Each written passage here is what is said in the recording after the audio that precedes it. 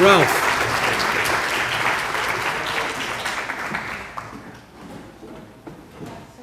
Vaughn, are we good with Ralph's talk? Are we good with the next talk? Thanks. Over the years, I've investigated the impact of 111 major coastal storms, including 57 hurricanes. I know it's hard to believe, but I've now worked for the state for 52 years, actually a little over 52 years. Testifying in a recent trial, I told the judge that alone should impeach my testimony on grounds of insanity. Old age certainly has its disadvantages. I went in an antique shop last week and they wouldn't let me leave. No, seriously, I'm 76 now, actually 77 tomorrow, and I read where the average lifespan for a male is only 78 years, but the average lifespan for a female is 83 years. So I was thinking about getting one of those transitions. Probably too late for me, but getting back on hurricanes, which is what this talk is about, who'd have thought that one county, Taylor County, would be the point of landfall for 3 hurricanes, Idalia, Debby, and Helene, in a 13-month period. I've looked back through the data records, and a couple times I've found 2 hurricanes in a year's time, such as Francis and Jean back in 2004, but I hadn't encountered another threesome in a roughly year period. Summing up the impacts of these 3 hurricanes, Idalia was bad. Debby was a little more than a nuisance, and Helene was horrible. Hurricane Idalia made landfall on August 30, 2023, near Deacle Beach. Idalia had maximum sustained winds of 125 miles per hour at landfall, making it a major Category 3 hurricane on the Saffir-Simpson hurricane intensity scale.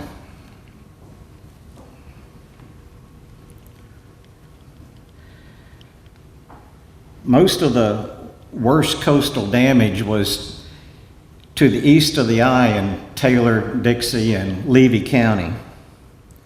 The flooding damage was greatest between Horseshoe Beach and Dixie County, down through Cedar Key and Levy County, where the NOAA tide gauge measured a tide level of plus 8.4 feet NAVD, and that was a record at the time.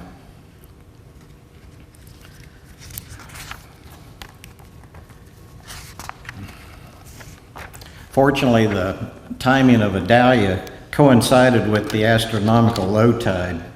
If it had made landfall 6 hours earlier or later and coincided with the astronomical high tide, the storm surge most likely would have been about 3 feet higher.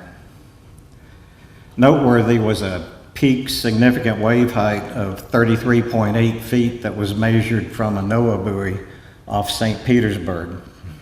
Unfortunately, that, we think, knocked out the buoy, and then we didn't get any wave data from Debby and Helene the next year.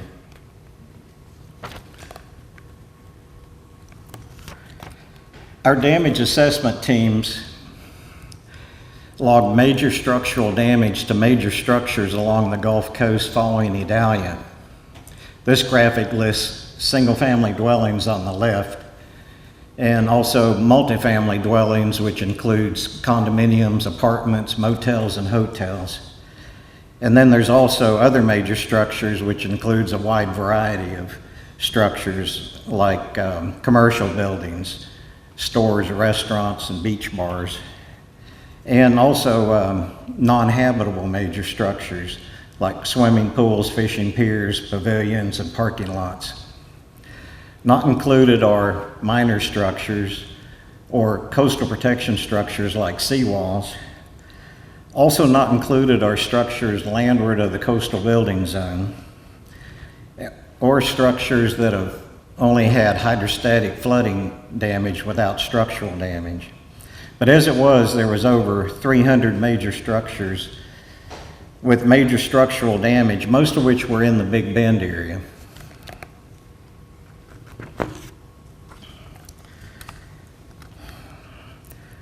Over 100 major structures were substantially damaged in Taylor County from Idalia, 87 of which were single-family dwellings. Nearly all the damage was due to the winds of Idalia. The storm surge was not that high in Taylor County as it was further south, but most of the damage was just due to the wind. The few small beaches sustained only minor erosion, and the extensive wetlands showed substantial resilience from Idalia's storm surge and waves. Also, our Big Bend Seagrasses Aquatic Preserve staff noted from their monitoring stations that there was no decline in the abundance or density of submerged aquatic vegetation.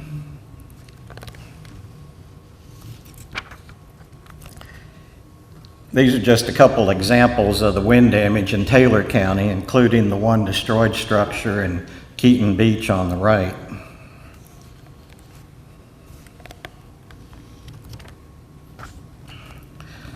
To the south of Taylor County, Dixie County caught the worst of Idalia's impact, but unlike Taylor County to the north, most of the damage was due to the storm surge and waves. The small fishing and residential community of Horseshoe Beach provides the only significant development along this mostly natural coastline. 165 major structures sustained major structural damage, including almost 100 destroyed. The damage being comparable to the March 1993 storm of the century. This figure compares the pre-storm conditions to the conditions just prior to failure of a camera on a weather STEM station in Horseshoe Beach. To the left is a photo taken during the evening prior to the storm, and then to the right are conditions the next morning in the early stages of the storm prior to failure of the station. And you can see where the tops of the palm trees are sticking out just above the storm surge. And this was actually on the lee side of the island.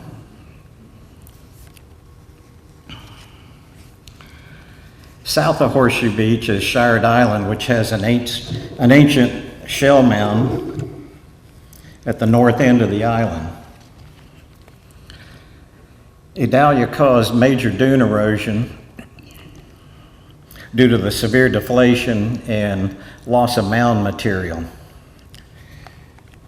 As shown on the right, there was also substantial overwash of sand and shell into the wetlands behind the low, narrow beach ridges of several islands along southern Dixie County.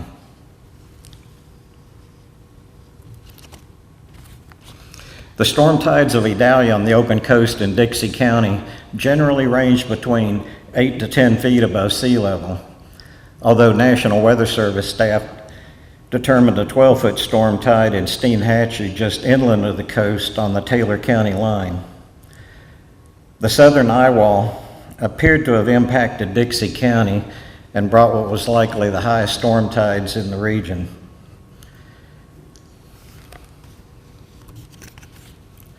Throughout Horseshoe Beach, many of the older grade level structures were destroyed.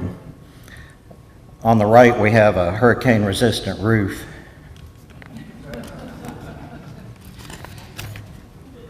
Many structures were floated off their foundations and deposited into canals or onto roads. To the left is a house which was inconveniently deposited onto an intersection of two roads, but at least it stopped for the stop sign.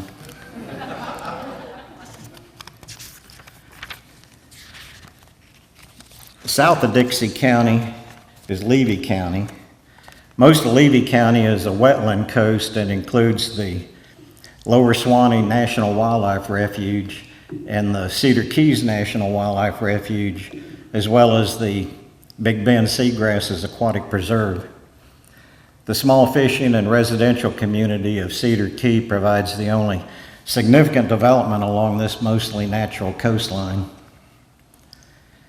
Major beach and dune erosion was sustained on islands north and south of Cedar Key, and 24 major structures were substantially damaged due to the wind and surge and waves.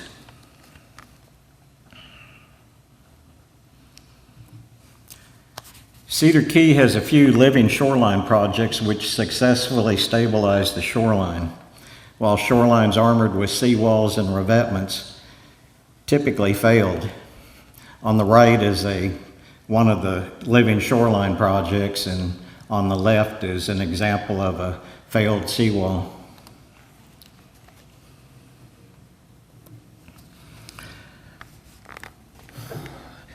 Okay, fast forward to 2024, and with the 2024 tropical storm season, we had Category 1 Hurricane Debby make landfall just north of Steinhatchee on August the 5th. And then 2 months later, we had Category 4 Major Hurricane Helene make landfall east of the Acela River.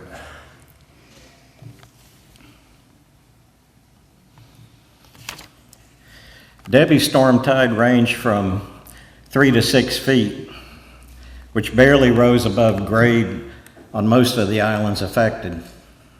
In contrast, Helene's storm surge ranged from 10 to 15 feet, which was unprecedented in recorded history in this area. On this graphic, you see the tracks of all three storms, including Idalia. As previously stated, Debby was little more than a nuisance with only 18 major structures with major structural damage. And these were all damaged by the wind as Debby's eye passed close to Horseshoe Beach, where a 95-mile-per-hour wind gust was noted by the National Weather Service. And with most of Taylor County being north of and in the lee of the eye, there was actually no damage on the Taylor County coast. But Helene's impact was horrific. 634 major structures in the coastal building zone of the Big Bend were substantially damaged by Hurricane Helene. And also further south in southwest Florida, another 233 major structures were damaged between Pinellas and Lee County.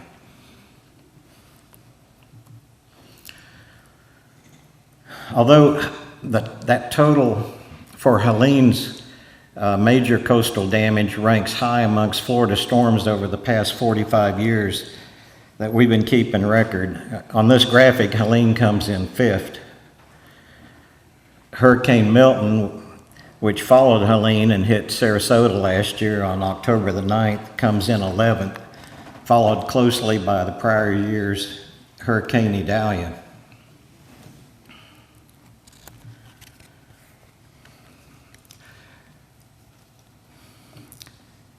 Although Taylor County escaped Debby's impact, Helene was horrific. The damage was similar to Mexico Beach after Hurricane Michael or Fort Myers Beach after Hurricane Ian. 3/4 of the damaged structures were destroyed as the storm tide reached an estimated 15 feet, and most of the damage was due to the storm surge and waves. The largest coastal community in Taylor County the northernmost sizable community in Taylor County is Deacle Beach, where most of the dwellings were damaged and nearly 3/4 were destroyed. South of Deacle Beach, the largest community in Taylor County is Keaton Beach. And that's where the Secret Service shut down our drone flights for 3 hours to facilitate a visit by the presidential motorcade. Most of the structures are single-family dwellings, and 3/4 of the damaged buildings were destroyed. Many of the structures were lifted off their foundations and floated out into the adjacent wetlands. On the right, in the aerial, the red arrow tracks the path of one of these dwellings, but you see other white objects out in the wetlands. Those are all houses that were carried out into the wetlands by the storm surge. Some of the dwellings ended up in canals or on roads. And it was here that I guess we went too far.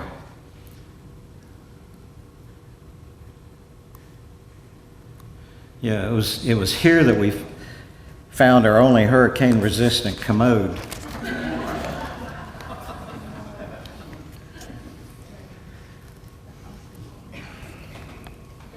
South of Keaton Beach is the community of Cedar Island, where 3/4 of the damaged major structures were destroyed. And that looks like another hurricane-resistant roof.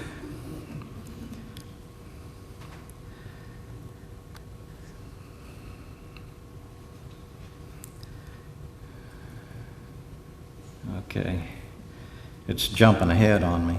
South of Cedar Island is the small community. Well, jump back. It's touchy. South of Cedar Island is the small community. Well, it still didn't get there. That's Cedar Beach. Okay, Dark Island, that's it. And this is to the south of Cedar Island. It's a small community called Dark Island, where 3/4 of the single-family dwellings were destroyed. And on the left is 6 single-family dwellings in a row that were destroyed.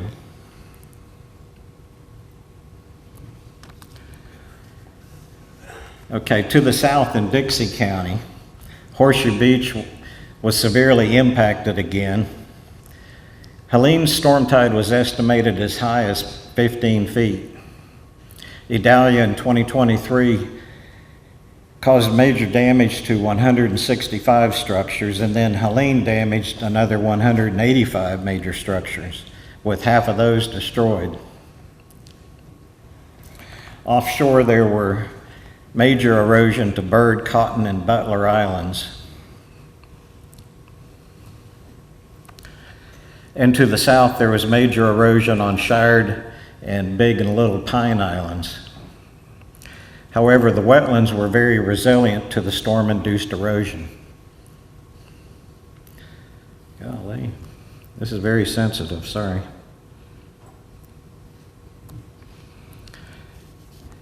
And this is an aerial comparison of the pre- and post-storm conditions on Cotton Island, where much of the island's south tip was lost to erosion.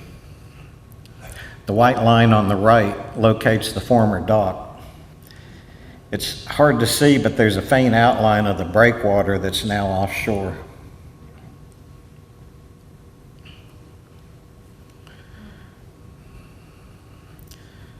Still jump 2 ahead, there it is. To the south is Shard Island, which is a much larger island and includes a Dixie County park.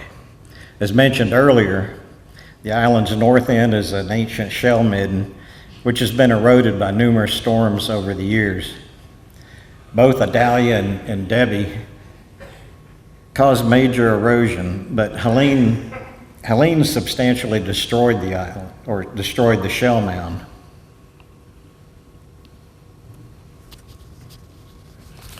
There were no measured tides in Dixie County, but high water indicators existed throughout Horseshoe Beach. Examples are shown here for Debby on the left and Helene on the right.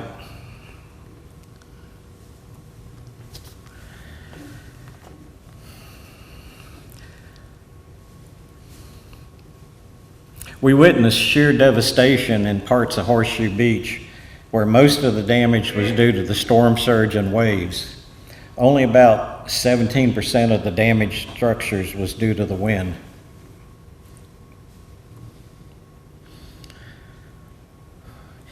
Idalia in 2023 destroyed many of the grade level structures.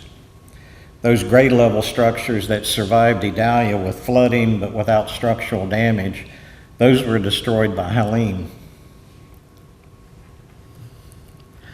Many pile-supported structures survived Idalia but were destroyed by Helene as the storm surge was roughly 5 feet higher and the depth of flooding supported higher waves.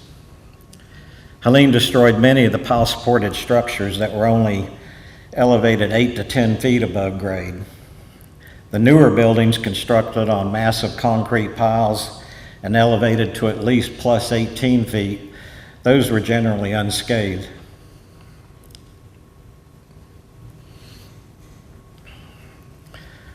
To the south of Dixie County and Levy County, major erosion was sustained on islands north and south of Cedar Key.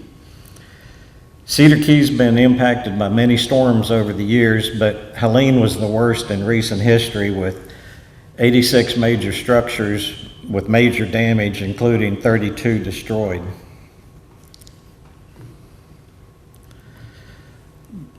The NOAA tide gauge on Cedar Key measured a storm tide of plus 10.84 feet NAVD, which was now the new record. The University of Florida installed a Sentinel data system the day before landfall, and it likewise recorded the same storm tide of plus 10.84 feet. An unprecedented 40 single-family dwellings sustained major damage, with 23 of them destroyed. I can't conclude this presentation without noting that the living shoreline projects on Cedar Key performed very well. They've now been impacted by a Cat 1, a Cat 3, and a Cat 4 hurricane, along with several tropical storms and cold fronts. And they continue to thrive and stabilize the shoreline.